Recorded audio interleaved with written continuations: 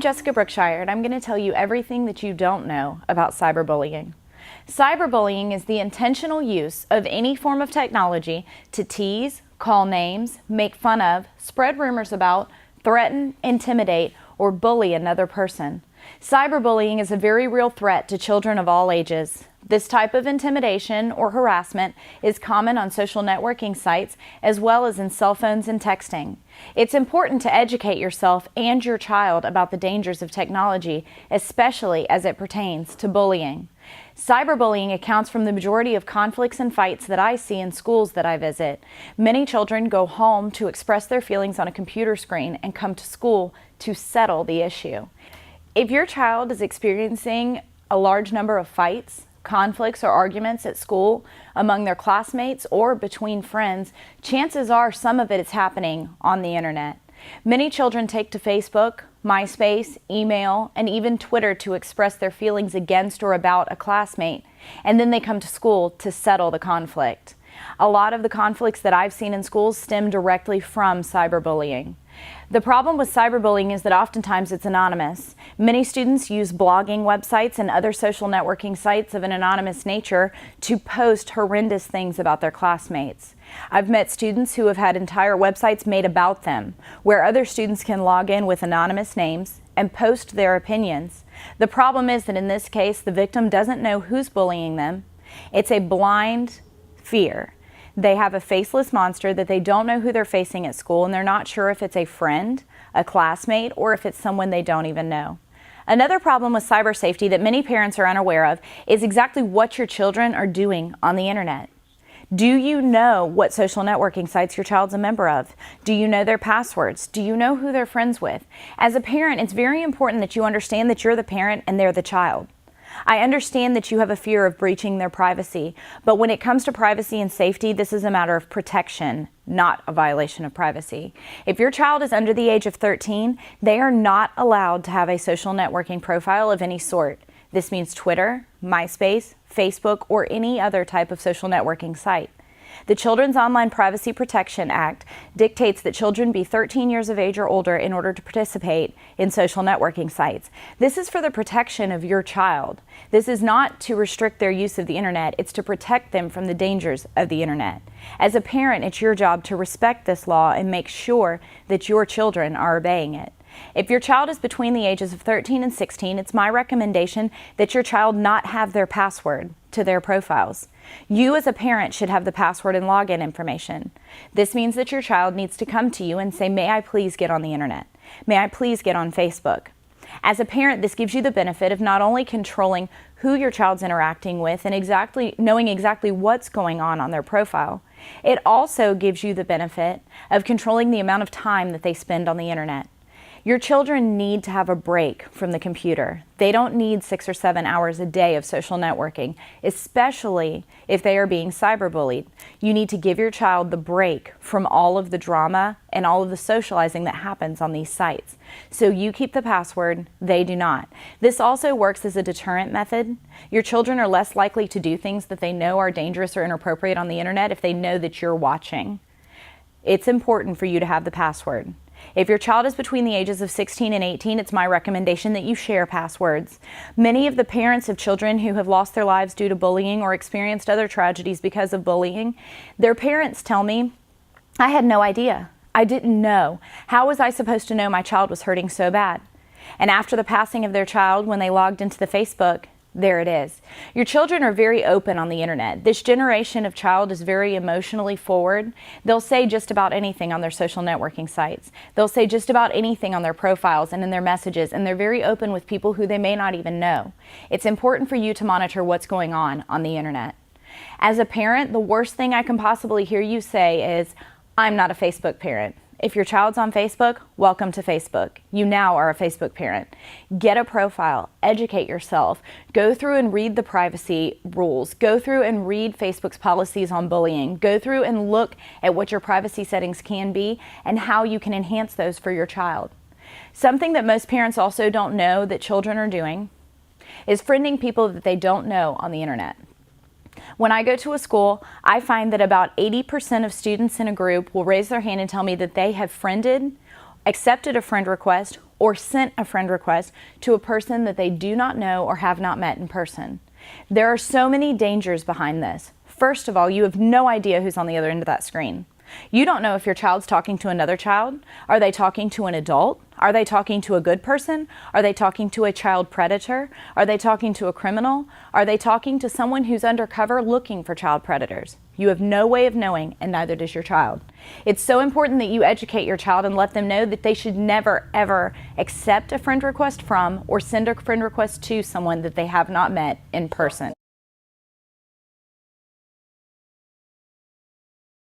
One of the schools I went to recently had a girl who was 11 years old and had a Facebook profile. She had friended a boy who was 12 or 13. He was cute, and they were chatting back and forth. She had never met him in person. This little girl sent messages that were not so appropriate, and she got in trouble. When she got caught, she found out that the person on the other end of the screen was not a 12-year-old boy. It was actually a 50-something-year-old police officer pretending to be a young child trying to catch child predators on Facebook. You have no clue who's on the other end of that screen. Do not ever friend someone you don't know. Another thing that I hear a lot from parents is the location of the computer in your home. Your child does not need a computer in their bedroom for several reasons.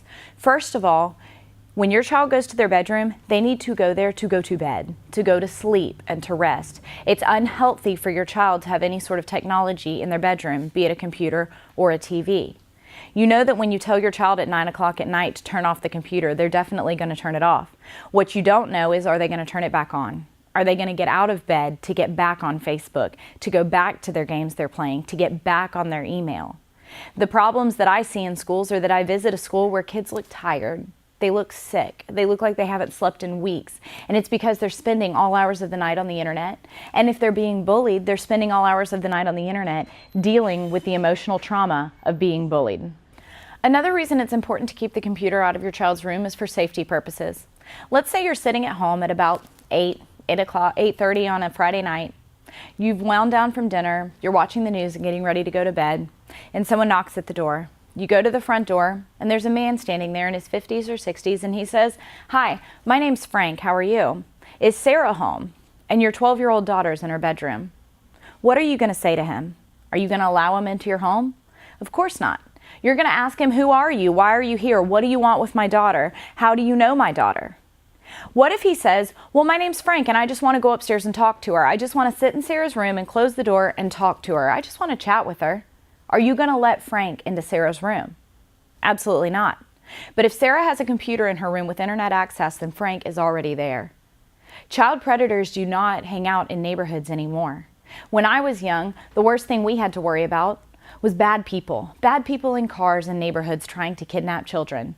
Bad people don't go through neighborhoods anymore because they go where your children are unattended, and that's the internet. Bad people have Facebook profiles. It is so important that you keep the computer in a common location in the home where the screen is facing outward. Put it in the den or the kitchen or the family room, somewhere where you can monitor what your child's doing at all times. It's also important that you keep the computer on a password lock to where you can access it at all times and you can control and monitor your child's use of the internet and your computer. As a parent, it's important that you educate yourself. Google the issue. Go look for the things that you need to educate yourself. There are so many tools available for parents now. There's everything from shadowing software, firewalls, internet blocks, password protections. There are all kinds of ways to protect yourself and your children. It's up to you to take these steps to do so.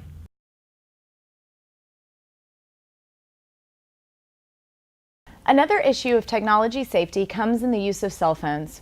Your children might be sending or receiving inappropriate or hateful text messages. Many kids use text messaging to get their point across. If they're angry at somebody, maybe they'll send a hateful or a hate-filled text message. Maybe they'll threaten their victim through text message. As a parent, it's important that you understand the dangers of cell phones. You need to educate yourself again about what your cell phones can do and what they should do for your child.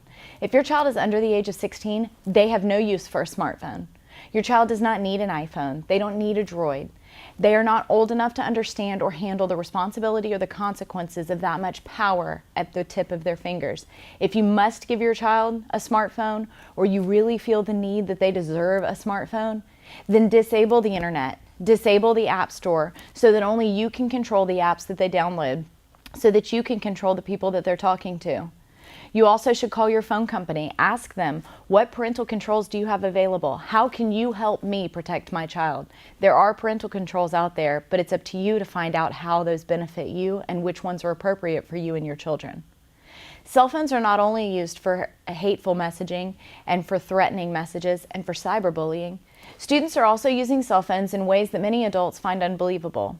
Sexting is a new phenomenon. Sexting is the sending and receiving of inappropriate or explicit text messages. This includes the sending and receiving of inappropriate and explicit photos and videos. Raise your hand if you know somebody or you know of somebody who's ever sent or received an inappropriate photo on their cell phone. Those of you who are laughing but not raising your hands, you're giving yourselves away. You clearly know someone. Okay, hands down. Many students as young as 1st and 2nd grade are sending and receiving inappropriate photos of classmates and to classmates.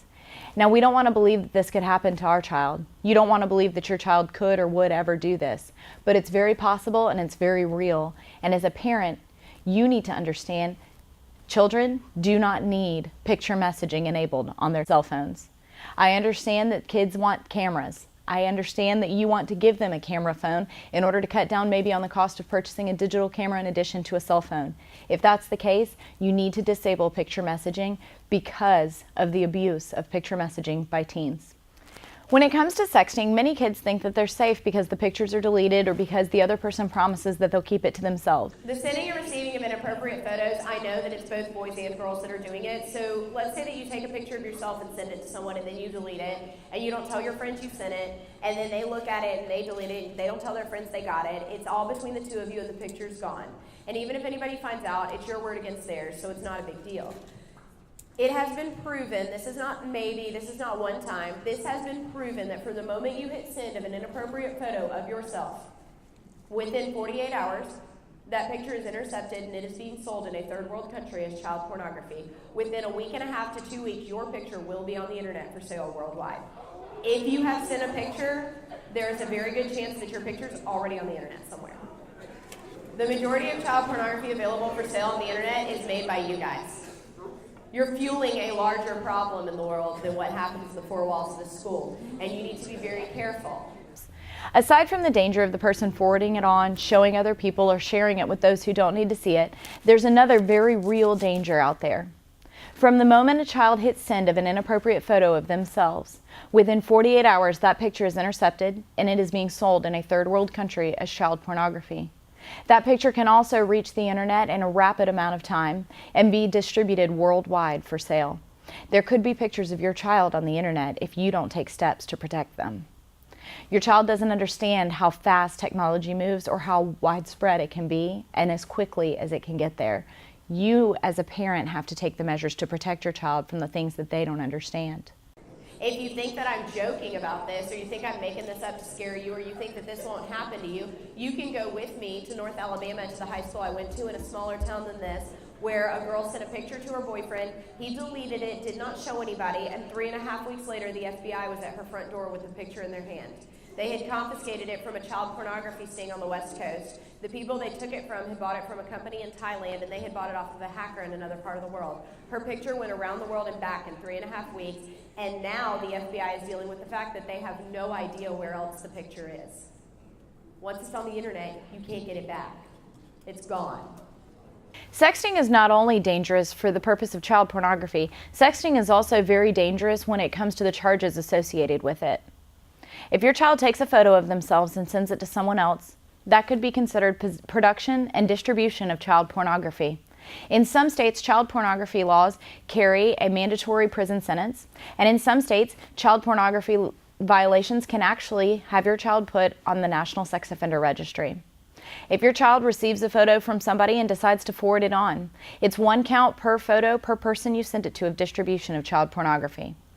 Once a child is put on the National Sex Offender Registry, that's it. They've changed their future forever. You cannot get certain jobs once you're on this list.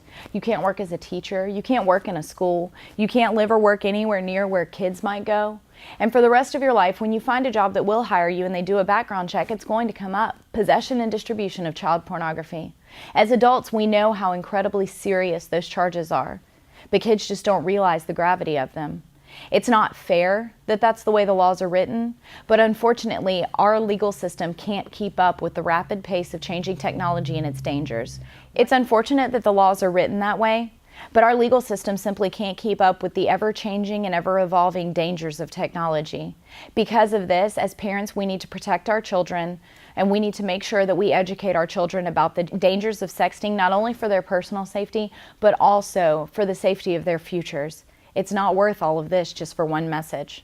As a parent of a daughter, you need to empower your child, make her understand her self-worth, help her to understand that by taking a picture like this, she degrades herself. Your daughter should love herself more than to reduce her self-worth to a text message. When you put it in terms that she can understand, and you make her realize the gravity of what she's doing, your daughter will be less likely to make these decisions. And again, as a parent, you need to educate yourself on these issues. Cyberbullying and sexting are very real issues. Just because you haven't seen it doesn't mean that it isn't happening in your home. In the schools I visit, I have found that cyberbullying and sexting are among the largest problems that students face. It's up to you as a parent to educate yourself and take the steps necessary to protect your child from this issue.